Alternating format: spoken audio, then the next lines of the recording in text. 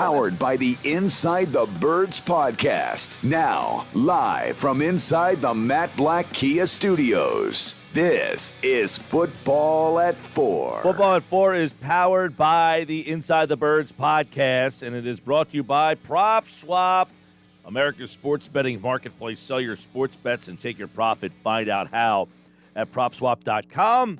Geoff Mosher is scheduled to join us for today's Football at 4. We got a lot to dive into as we get closer to the start of training camp. All right, let's bring Geoff Mosher in for today's Football at 4. And when we talked to Mosher on Monday, we had kind of teed up that the running backs were coming out on Tuesday, Mosher, and I had asked you, do you think Miles Sanders would be on that list in the top 10 or in the honorable mention category? You said you didn't think so. Do you know where he landed? I feel like I thought I said I could see him landing in the honorable mention category, but not the top 10. I feel like that would – there really aren't like 15 really great running backs in the league. So I felt honorable mention would be more of his terrain. He was an honorable mention. He was one of the guys mentioned. He did not make the top 10. But do you know what the personnel person said? Actually, it was an AFC defensive coach said about Sanders was he's underrated. In a better scheme, he'd be a prominent guy, and he has a great burst. So it sounds like people around the league agree with us that they just didn't use him very well. Well, they didn't use him very well. Obviously, the offense itself is dysfunctional. The offensive line was beat up. Here's one thing I thought about Miles Sanders last year, and I said this a lot, and it was helpful to have Greg Cosell on with us on Inside the Birds, and he said the same thing. So now I feel like, the good minds think alike here. Miles Sanders ran hard last year. Everybody remembers the 80-yard and 70-yard touchdowns that he had, but he had quite a few good runs inside the goal line, inside the 5. And overall, I thought he ran hard and ran tough and was not just a kind of a scat back who was always trying to bounce it to the outside. I really thought, even on some of those long touchdown runs, Mike, that he had, those were made possible by some really good vision cuts as far as cutting back to the backside of the block. And I thought as a runner, he improved last year from the year before. Now, where he regressed, and you don't know if this was just him not working hard enough or if it was part of the offensive dysfunction, but catching the ball. There were a lot of bad passes that were thrown his way. There were also some catchable passes thrown his way that he didn't make. There was also a few times that they used him in a way that I thought was very advantageous, where they lined him up outside as wide receiver. If you remember the Bengals game, they had him matched up against Akeem Davis-Gaither, the rookie linebacker, and he put a move on Gaither and burned him up the sideline. He was wide open, and Carson threw it about 5 rows in the stands. So that's basically last year in a nutshell. I think the guy has all the talent in the world to be a good running back. The big question on him is, will he go back to being the pass catcher that he was his rookie year? And can he prove with this coaching staff, in this scheme, whatever you want to call it, can he prove to be a running back who you can rely on in the fourth quarter, who can handle the carries that get from 15 to 20? I imagine the Eagles are going to be in a lot of closer games this year and kind of have to gut it out in the fourth quarter. Can he do that if they have a lead? Can he move the chains? If they're behind, but they're still trying to move the ball on the ground in the fourth quarter, can he get that total of carries up to 16, 17, 18, like you saw Brian Westbrook do once he got to year 4 or 5 of his career?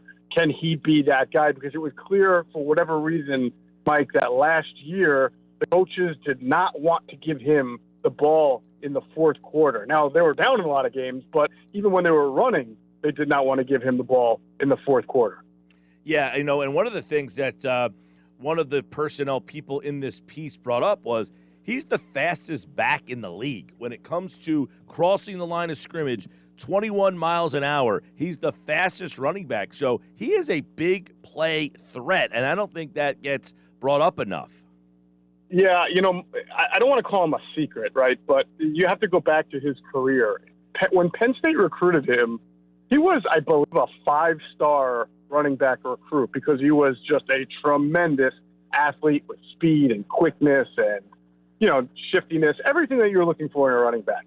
And then Saquon Barkley, who was like a 2 or a 3-star recruit, wound up decommitting to Rutgers, going to Penn State and becoming and blossoming into a superstar to the point where Miles basically had to get whatever scraps Saquon was given up for, in blowout games for a few years. And not until his last year at Penn State did Miles really break onto the scene. And if you talk to NFL scouts, what they really love, especially at the running back position, is to have more than, 8 or 9 games of tape on a guy. They really want to examine these guys to the fullest extent. And there just wasn't a ton of tape on Miles as a feature back in college. That's why he wound up going in the second round. He's also not the biggest guy in the world, but you saw it, though, as a rookie, that he had that electric speed, that he could not only help a team, the Eagles, in the running game, but as a rookie, he caught a couple of passes against Detroit, against Minnesota, that were down the field, 30, 40 yards over the shoulder. He had that playmaking ability to him. So, yes, he has the measurables that you're looking for at that position. There's no doubt about his athleticism, his speed, his quickness, and all of that.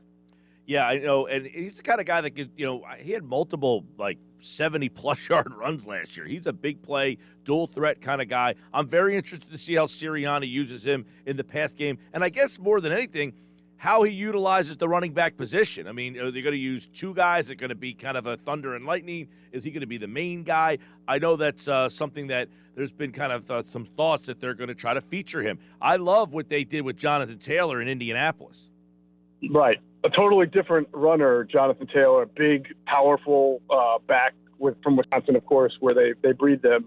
Upright runner, which is not like Miles Sanders, who plays with better pad leverage, but Jonathan Taylor really came on at the second half of the year and kind of became a bell cow for an offense that was trying to – you saw what the Colts did. It's like they brought in Phillip Rivers. He was sort of at the end. They were trying to get whatever they could out of him without having to make him throw the ball, 45, 55 times. They were trying to get the most they could out of Phillip and be as competitive as possible while still being a strong run team, a strong defensive team. And so that's what they were able to get with Jonathan Taylor. I don't think we should expect that kind of similar style of approach here in Philadelphia. We know the owner doesn't really think fondly of big-time running games. He wants passing games. But that doesn't mean that Miles Sanders cannot be a sort of, listen, this is all we have to work with, right? Like when we talk about Eagles running backs, like a Shady or a Westbrook, like a dual threat kind of guy who can hurt you as a runner, as a pass catcher. He obviously has to show that he can handle that kind of workload. But again, the DNA is there for him to be able to do that. And I would think if you really want to know about what the Eagles are going to do with their running game in particular, I'll just say be on the lookout. A lot of this will depend on the kid's development, and I'm talking about Kenny Gainwell for a second here. If Kenneth Gainwell can just as a rookie acclimate as a good pass catcher, good kind of change-up back, watch out for what this coaching staff might do with Miles Sanders and Kenneth Gainwell in the backfield together to create some major mismatches. I know we used to talk about that with what you could do with Darren Sproles and whoever the future runner was at the time, and for whatever reason it may or may not. I mean, LeGarrette Blount and Jay Ajayi weren't those types to pair him with, but Miles Sanders and Kenneth Gainwell gives you more of that opportunity to really stress a defense when you have both of those guys in the backfield. Over at InsideTheBirds.com, you and Andrew DeCecco are kind of doing some camp questions. Your question, your latest one is, where will the Birds most be exposed? I think this one's kind of an easy 1 or 2 answers, right? It's either linebacker or corner. They are the 2 weakest spots on the field. Is there anything close?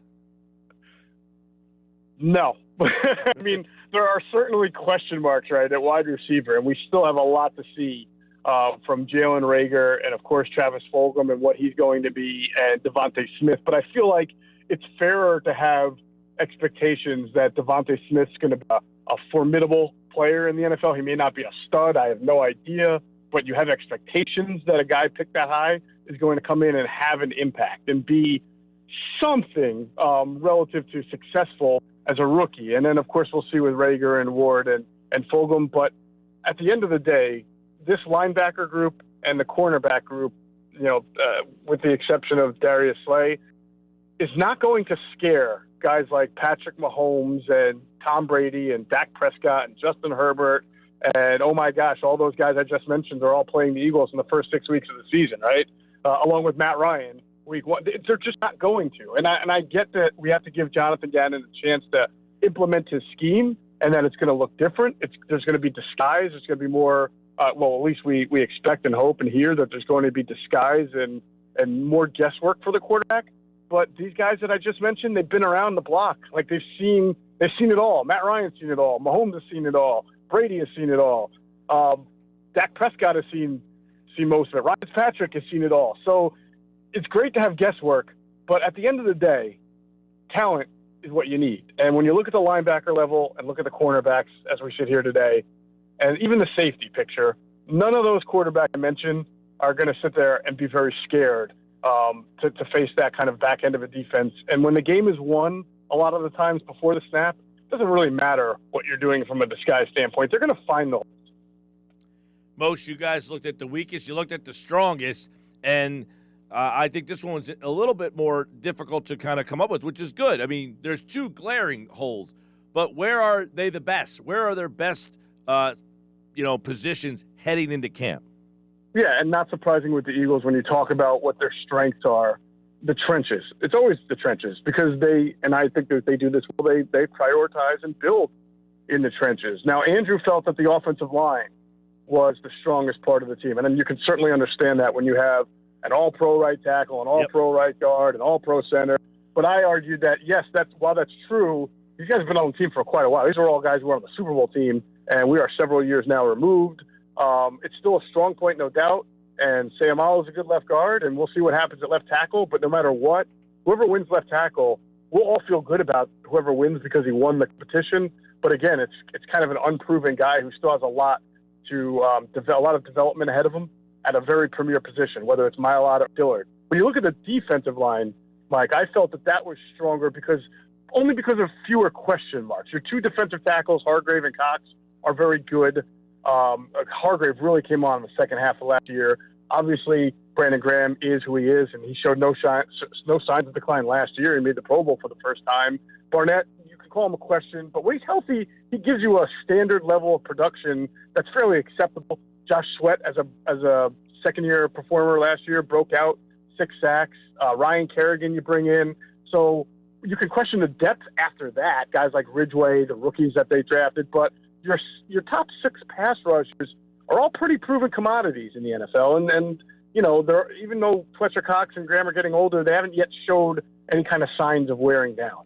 Yeah, I would lean to the offensive line, but I think there's more question marks with the injuries there. I like the depth their offensive line has more so than the depth the defensive line has. And the defensive line doesn't have the injury issues as much as the offensive line. So that is a good debate there on which is the strongest position between the two. But I would ask you, if your strongest positions are your offensive and defensive line, that's typically a team that thinks they're going to be pretty good.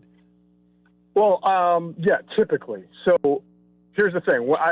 Here's my motto. If you're strong in the offensive and defensive line, you give your team a really good chance to compete on a week-in, week-out basis, right? But that doesn't mean that you're going to be an unbeatable team. For example, the Cleveland Browns, for the last 3 or 4 years, have had some pretty good pass rushers and a pretty good offensive line. But it wasn't until last year that they were actually formidable. They won 11 games. They made the playoffs, and that's because they had 2 amazing running backs and a scheme that really catered to it. And obviously, they had a pretty good tight end. They had a decent defense. And Baker Mayfield, they kind of worked him along slowly and developed him as the year went on. And they also took advantage of playing a really, last play schedule, of course. They had some really weird bad weather games that they wound up would win in the fourth quarter. So everything kind of went right for them last year. But you can look at years past and say the Browns have actually been pretty strong in the trenches, but they've been an awful team because they were not good at other key positions all around the map. And that's going to be the challenge for the Eagles. They should be able to move the ball as from a running standpoint with their offensive line, should be able to protect the quarterback. They should be able to hit the quarterback. Last year, I think they were the number 1 sack team in the NFL, but their defense was 20th overall because they were weak in cornerback and safety and other areas. So it should keep them competitive, but it doesn't mean that all of a sudden the Eagles are going to be a great team because they're strong in the trenches. I guess we'll leave with this. Geoff Mosher is with us from the Inside the Birds podcast. It's Football at 4 here on the Sports Bash Live on 97.3 ESPN and the free mobile app. I guess it was suggested by a former NFL player that the locker room is already lost by Nick Sirianni, that he is not being able to lead these guys. Lane Johnson says, name names. I want some names out here. So do we already have turmoil with the new coaching staff? You got to love Philly, Mike. Right? Look, far be it for me to slam Michael Robinson because he's a Penn Stater, and I got to give him some love for that. And he was a great quarterback at Penn State. I'll say this. There's a lot of unanswered questions with how he delivered information. In other words, when did he talk to these players? Was this recent, or was it back after Sirianni's first two press conferences when everybody and their mother was questioning whether this guy can be a leader of a locker room? So I have no idea who he spoke to. There's no doubt in my mind. I don't think he made it up. I've heard that surmised, and I think that that's irresponsible to say that Michael Robinson made it up. I'd be positive that he did hear this. But the locker room, the roster right now, Mike, is what, at 80, 85? Like, I'm sure there are players who wonder about him, and I'm sure there are players who like him. And if you speak to three players who don't like him, you might be the one who speaks to three players who does like him. Yeah. So I would say take it all with a grain of salt. Nobody knows anything about the guy until he starts actually coaching. And a true measure of a coach is really, in my opinion, is how these guys respond when their team loses tough games or the chips or your backs are against the wall. And, certainly in Doug's first few years, the Eagles really rallied around him. And that's kind of made his hallmark as a coach until last year. So we have a lot to find out about Nick Sirianni. I would not be upset by what Michael Robinson said. I would just say that is human nature, that they're in every single locker room. You're going to find people who are skeptical of the head coach, and you're going to find people who love the head coach. I mean, Bill Belichick gets thrown under the bus by his players a lot. And you guys got 6 rings, right? Yeah. So how often do you hear guys leave and say, "Oh, I had no fun there"? I guess I guess it's good, to see Lane Johnson say names. Then say that. Enough with the BS. Like Lane Johnson, you certainly want that guy in your corner. Like if those guys are going silent, it's good to see that Lane Johnson's the first guy. By the way, for the people out there, Michael Robinson, the former fullback, running back, I don't know what position he even played in the NFL, but he didn't have a very illustrious career. Says, I'm not going to say any names, but I know some guys in that locker room who they question this guy talking about Sirianni, and they question he can truly lead this team. I mean, that's not a great way to enter camp, I can tell you that much.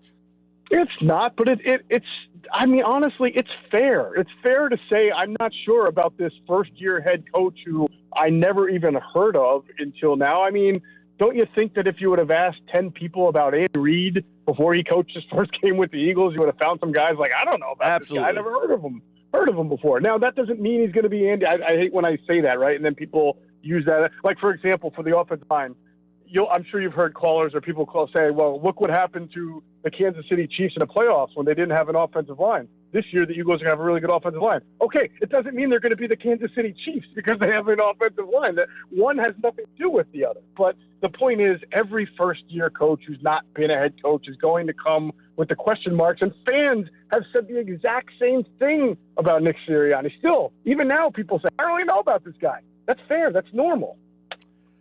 No question. Absolutely. You're right. The Andy Reid thing is a good one because nobody knew who he was. The Sirianni is similar to that. And Doug, by the way, there were questions about him when he got hired as he was the worst hire, all that kind of stuff. Exactly. So remember, it's everywhere. Joe Judge, go listen to what Giants fans said when they turned down there was a more prominent name head coach.